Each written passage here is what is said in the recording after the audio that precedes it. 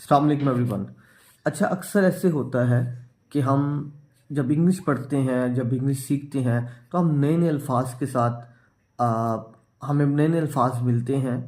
हम उनको उनका मतलब देखते हैं डिक्शनरी के अंदर, उनको समझते हैं, और कुछ दिनों के बाद वो लफ्ज़ हमारे दिमाग से ख़त्म हो जाता है और ऐसे लगता है कि ये लफ्ज़ हमने कभी पढ़ा ही नहीं था, ये कभी सुना ही नहीं था। ये अक्सर हमारे साथ ऐसे होता है। इसकी सबसे बड़ी वजह यह है कि हम सबसे पहले तो लफ्ज़ को समझते ही नहीं हैं। उसका मतलब हम अच्छे तरीके से समझते नहीं हैं।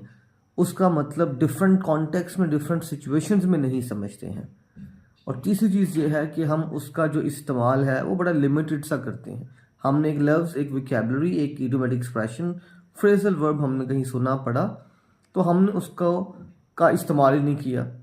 तो अगर आपको 8-10 दफ़ा 7 दफ़ा उस लफ्ज़ का कहीं इस्तेमाल नहीं करते हैं तो एक्सप्रेशन आपको नहीं आएगा, वो आपकी लॉन्ग टर्म मेमोरी का पार्ट नहीं बनेगा।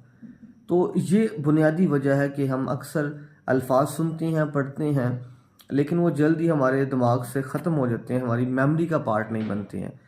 तो as an English language learner, as an English language teacher, मेरी ये नसीहत है कि जब भी आप कोई नया एक्सप्रेशन सुने, पढ़ें कहीं पे, तो उसका मीनिंग सबसे पहले अंडरस्टैंड करें, उसके एक्सप्रेशन को डिफरेंट कॉन्टेक्स्ट में इस्तेमाल करना जानें, और फिर उसको यूज़ भी करें अपनी कॉन्वर्सेशन में, राइटिंग में, डिफरेंट सिचुएशन में। जब आप उसको यूज़ करेंगे तो फिर वो आपकी लॉन्ग टर्म मेमोरी का पार्ट बनेगा और वो आप आसानी से उस लफ्ज़ को जब चाहेंगे इस्तेमाल कर सकते हैं।